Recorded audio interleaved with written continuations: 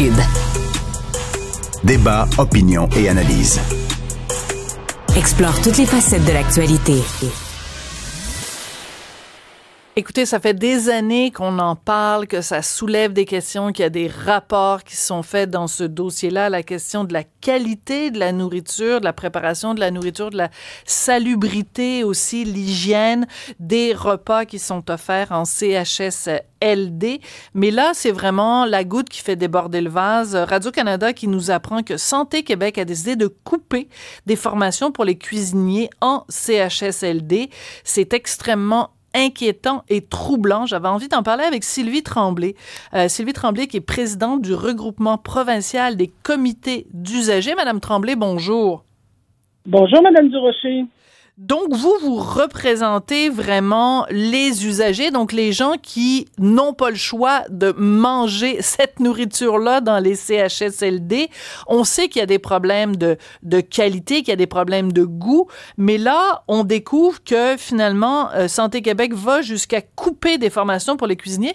Quand vous avez entendu parler de ça, quelle a été votre réaction, Madame Tremblay? Ah, mais de la colère, Madame Durocher.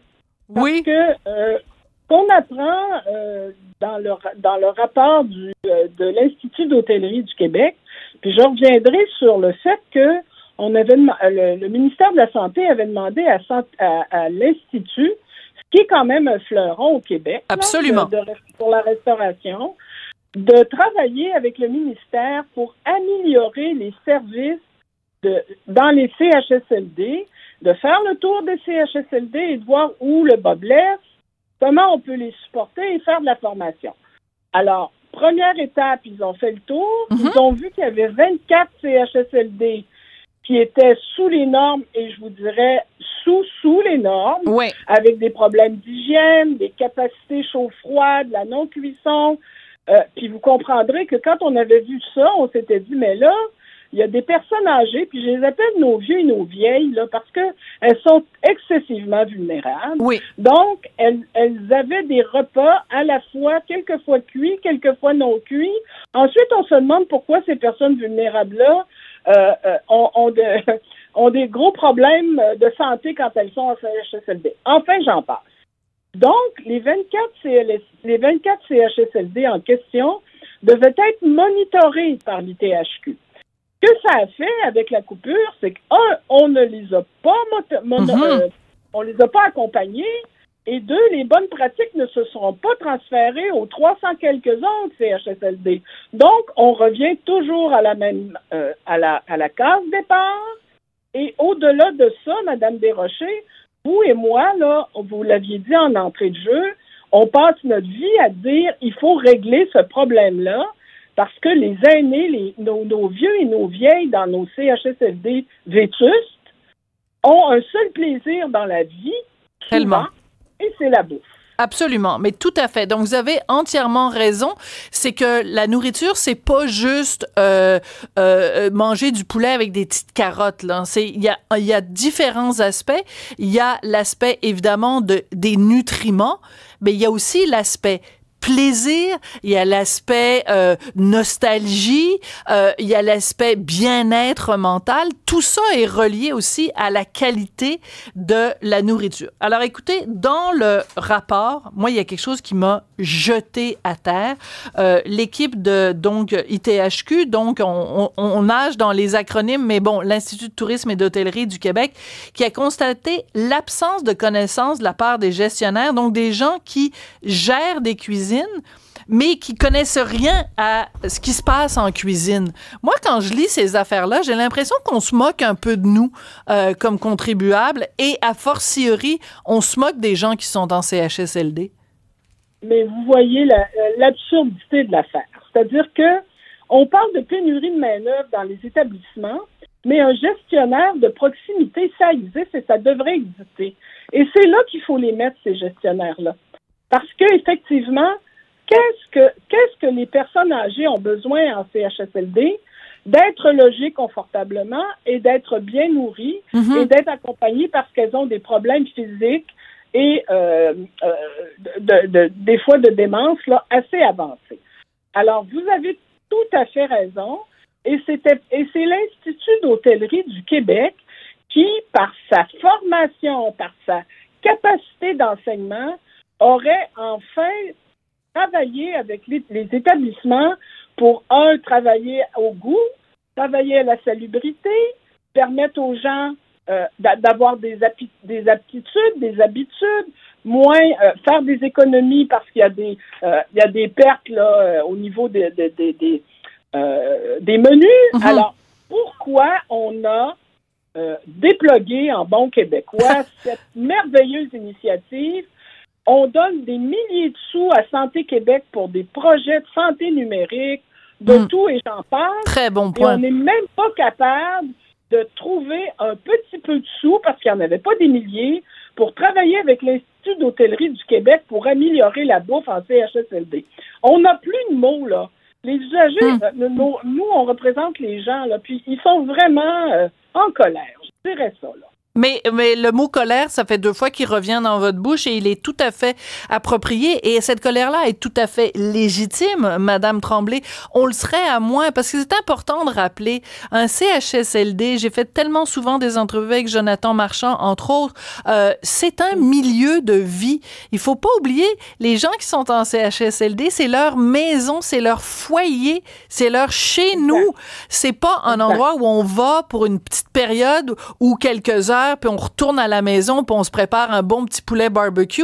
Non, c'est un milieu de vie. Est-ce qu'on peut juste s'assurer que cette vie-là, dans un CHSLD, il y a un minimum de dignité? Parce que moi, je suis convaincue que ce qu'il y a dans notre assiette, ça contribue aussi à notre dignité, Madame Tremblay. Exact. Et puis, vous savez que les personnes âgées qui arrivent en CHSLD ont des problèmes physiques et cognitifs de plus en plus importants, vous le savez. Mm-hmm. Et l'espérance de vie est de moins en moins grande dans ces milieux-là.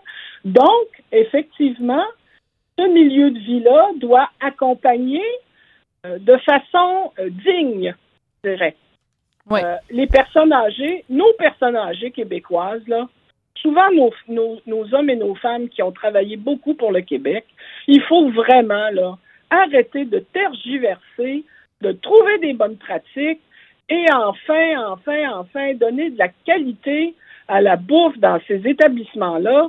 Je ne sais pas comment on peut le dire, comment on peut le répéter. Il faut que ça cesse. Là, Mme Biron, elle doit écouter ça, là, puis un peu penser là, aux personnes âgées dans les établissements, puis donner un coup de pouce à des programmes qui sont essentiels au service des usagers.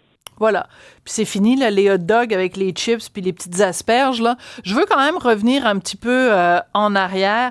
L'Institut de tourisme et d'hôtellerie, quand ils avaient eu justement leur mandat d'aller sur place puis de vérifier comment ça se passait, vous nous avez parlé des 24 CHSLD qui, à l'époque, étaient sous les normes, mais c'est important de rappeler ce qu'ils ont observé de insalubrité, des risques de toxi-infection, des manques de cuisiniers qualifiés et des absences de fruits et légumes frais. C'est quand même la base, Madame Tremblay. C'est pas comme si vous demandiez là quelque chose de luxueux. Vous demandez pas à ce que ce soit Normand Laprise en personne qui vient de préparer des petits plats de chez Toqué, là. C'est pas ça qu'on demande. C'est juste la base, des fruits, des légumes, des aliments bons pour la santé, puis des gens qui sont en cuisine qui savent ce qu'ils font. Et vous savez, le problème, c'est qu'on est toujours dans cette merveilleuse perspective de la comptabilité. Ouais. Alors là, on dit, bon, ben ça coûte un repas, coûte 3-4 $, puis il faut faire des miracles. L'Institut d'hôtellerie avait dit, nous, on va travailler. On a perdu, je pense, si tu veux, Madame Tremblay. Oui, s'il te plaît. Le temps qu'on la retrouve de lire quelques commentaires. Il y a Fred qui nous dit, moi, j'ai déjà été hospitalisée à l'hôpital Maisonneuve pour 35 jours sans manger. Je ne mangeais pas les plats principaux. J'ai mangé seulement les bouillons et les desserts tellement c'était pas bon. Ouais. Parce qu'il faut rappeler à tout le monde qu'on a commencé l'émission, toi et moi, en disant, coudonc, je suis la seule à trouver que dans les services publics au Québec, l'alimentation n'est pas valorisée, elle n'est pas appétissante, elle n'est pas... Donc là, on sort un petit peu des CHSLD, mais dans les hôpitaux aussi, les gens trouvent qu'il y a des problèmes. Exact. Donc, si vous voulez participer, 1-877-827-2346. Oui, alors on vous retrouve, Madame Tremblay. On vous avait... Je pense que c'est un sujet important les gens, c'est ça. Il y a plein de monde qui veulent me parler. Désolée. Oui, tout à fait. Non, il n'y a pas de souci. Il n'y a pas de souci, Madame Tremblay. On apprécie au contraire que vous ayez repris contact avec nous. Donc, cette décision-là de Santé Québec de mettre fin, finalement, à ce programme-là de l'ITHQ, vous, en tant que présidente du regroupement provincial des comités d'usagers, qu'est-ce que vous avez comme force de conviction? Qu'est-ce que vous avez comme force de frappe pour dire à Santé Québec, écoutez, ça n'a aucun sens, faites marche arrière, il faut revaloriser la qualité de ce qui est offert en termes d'offres alimentaires dans les CHSLD? Ben, écoutez, le programme que le ministère de la Santé et des Services sociaux avait concocté avec l'Institut vient de toutes ces années où les comités de résidents et comités d'usagers avaient dit il faut traiter les gens avec dignité et sortez un peu en dehors de votre boîte là et trouvez les meilleures pratiques. Alors, le ministère de la Santé, après plusieurs années, avait enfin travaillé à une formation adéquate. On l'envoie ça à Santé Québec et voilà, ça rebelote. On refait les analyses, on refait le système comptable et on remet les pendules à zéro. Et là, on recommence et là, les 24 CHSLD ne seront pas soutenus et l'ensemble des autres CHSLD. Alors, vous voyez l'histoire. Alors, nous, on est dans chacun des CHSLD du Québec, tous sans exception. Et on se bat à tous les jours parce que nous travaillons avec les gens et on va continuer à se battre pour que ça se règle. Il faut régler ce dossier-là. Et l'Institut d'hôtellerie, c'est une excellente idée. Ah ben oui, absolument, parce que c'est un fleuron, on le sait, puis ce sont vraiment des spécialistes. Alors, écoutez, je reprends votre colère et je la fais mienne et je la partage. Et écoutez, solidarité avec tous les gens qui sont en CHSLD et qui sont forcés de manger des plottés du chef gros lot avec des budgets absolument ridicules, hein, quand on parle de quelques dollars seulement pour préparer des repas, surtout quand on sait à quel point les prix de l'épicerie ont augmenté. Ça n'a aucun sens. Vous avez raison. Donc, mettons de la pression sur Santé Québec. Je pense qu'il y a quelqu'un au téléphone qui voulait intervenir et qui voulait témoigner. Alors, on va l'écouter, Madame Tremblay. Parfait. Oui, bonjour, je vous écoute. Oui, bonjour. Bonjour, Sophie. Oui, bonjour. Vous appelez moi, comment? J'ai deux exemples pour ma mère. Oui. Ma mère est décédée en 2020, mais avant ça, elle était en résidence, une résidence à Montréal, 4 étages. Oui. Puis ma mère, elle disait qu'il n'y avait pas de vitamines dans la nourriture, qui lui servait à la cafétéria, puis il y avait bien du monde. Oui. Fait qu'elle, elle s'achetait des boosts ou des ensures pour compléter, parce qu'elle savait qu'elle avait... C'est des compléments alimentaires, ça, Boost et Ensure. C'est c'est des remplacements de repas, ouais. Ouais, elle prenait ça parce qu'elle disait que il n'y a pas de vitamines dans la nourriture. Elle dit il n'y en a pas, c'est trop cuit ou c'est... En tout cas, après ça, elle est allée en soins palliatifs en 2020 parce en tout cas. Donc, là, encore une fois, moi, j'y allais presque à tous les jours en soins palliatifs. Allez, 53 jours, je suis allé. Puis là, au début, ils servent un cabaret. J'ai dit, m'a checké, c'était froid. Aucun sens. Je suis amené l'infirmière ou la préposée. Je dis, comment ça, les cabarets sont froids? Ben, je sais pas. Ben, j'ai dit, madame, vous allez servir des cabarets. Vous avez des machines, là, vous amenez des machines qui chauffent la nourriture, là. C'est quoi, ça a resté là 1 heure, puis, tu sais, c'est pas parce qu'elle est en soins palliatifs qu'elle n'a pas le droit de manger chaud, là. Vous avez tout à fait raison, Kelly. Merci beaucoup de nous avoir appelés. Vous avez tout à fait raison. Merci, Kelly, d'avoir appelé. Madame Tremblay, le fait qu'on sert de la nourriture qui est pas chaude, qui est pas chauffée, ou alors des aliments qui sont trop cuits, c'est aussi un problème. Ben, c'était une des recommandations de l'Institut. Absolument. C'était vérifier le registre des températures, acheter de l'équipement approprié et permettre aux gens qui sont à la fin du processus où on va porter les cabarets que l'hygiène et le chaud restent chauds.